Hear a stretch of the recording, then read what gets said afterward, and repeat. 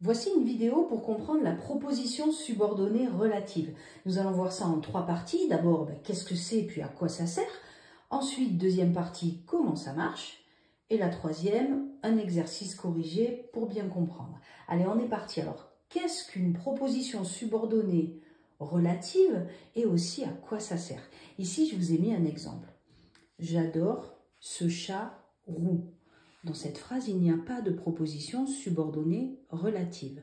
On va analyser un petit peu. Ici, on a le sujet, le verbe, j'adore quoi, ce chat roux. Nous, on va rester sur roux. Roux, qu'est-ce que c'est? Quelle est la classe grammaticale de ce mot? Qui est-ce qui est roux? C'est le chat. Donc, c'est ce qu'on appelle, vous connaissez ça, hein, c'est ce qu'on appelle un adjectif. Ça veut dire que roux est un mot qui nous donne des renseignements sur le nom chat. Imaginons qu'on veuille avoir plus de renseignements que ça. On peut enlever roux et à la place, on peut mettre cette partie de phrase. Regardez, ça marche. J'adore ce chat qui passe devant moi. Ça marche aussi.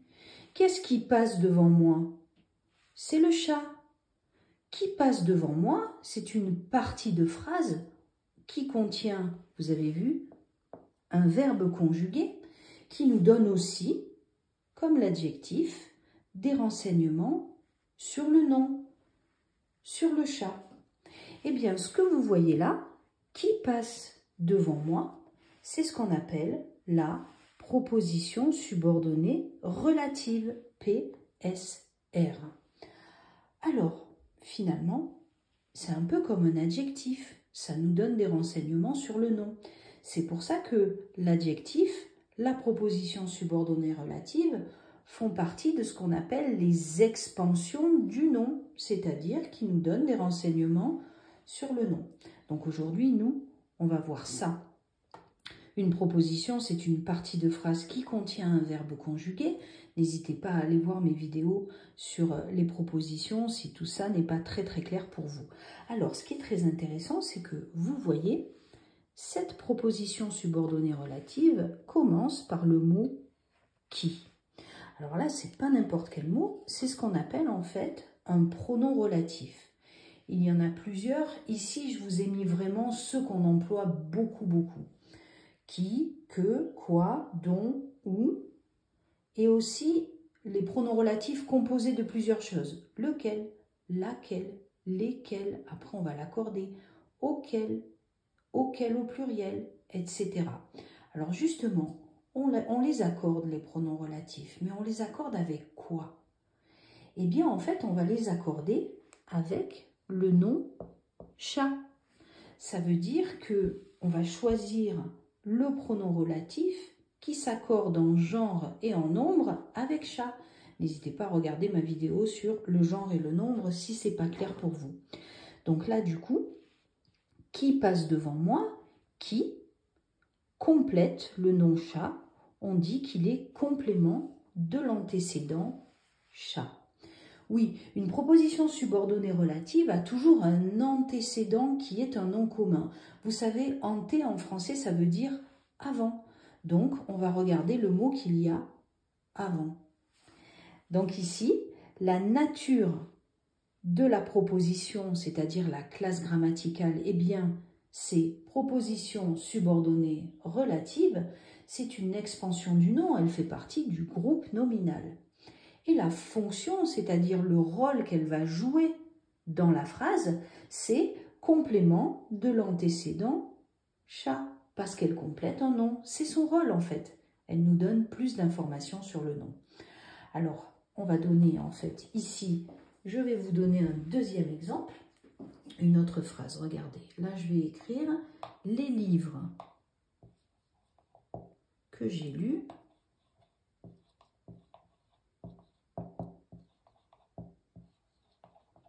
sont ici. Et voilà. Et là, on va analyser cette phrase. Donc déjà, ici, on voit qu'on a le « que ». Qui, que. Ça fait partie des pronoms relatifs de la liste de tout à l'heure. Ensuite, on voit qu'on a un verbe ici. Vous avez vu là le verbe? Et on a un autre verbe aussi ici, comme on en avait un ici. Verbe 1, verbe 2. Verbe 1, verbe 2. Et je vais vous expliquer ce qui se passe. Vous voyez, les livres que j'ai lus, eh bien, la proposition subordonnée est ici. Elle va compléter, en fait, le nom livre. C'est ce qu'on appelle l'antécédent. Elle est complément de l'antécédent livre. Ici, le reste de la phrase, comme ici d'ailleurs, j'adore ce chat, c'est ce qu'on appelle la proposition principale. Parce que si vous voulez, c'est la phrase de base. Et bien là, la proposition principale, elle est coupée en deux, regardez. Proposition principale, suite. Donc ça veut dire que notre phrase de base, ça va être « les livres sont ici » et que pour compléter les livres, on a ajouté « que j'ai lu ». Les livres que j'ai lus sont ici. On aurait pu mettre un adjectif. Les livres rectangulaires sont ici. Ça marche aussi. Donc en fait, pourquoi je vous ai donné ces deux phrases? Parce que dans la première phrase, j'adore ce chat roux, ou plutôt j'adore ce chat qui passe devant moi, avec la proposition subordonnée relative, on voit que la relative se trouve juste après la principale. Ici, les livres que j'ai lus sont ici, eh bien la relative, on l'a insérée à l'intérieur de la principale, c'est-à-dire à l'intérieur de notre phrase de base. Si les notions de principale, proposition ne sont pas claires, n'hésitez pas à aller voir ma vidéo sur les propositions, parce que la proposition subordonnée relative complète cette vidéo de base. Alors, maintenant que je vous ai expliqué tout ça, on va faire un exercice, et comme d'habitude, un exercice qu'on va corriger après ensemble. Donc le but de l'exercice, c'est de faire ce qu'on a fait là, pour mettre en pratique ce qu'on vient de dire.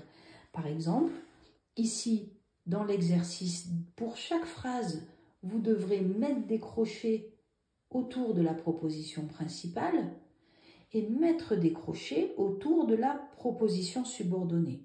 On doit aussi entourer le pronom relatif, comme on a fait ici.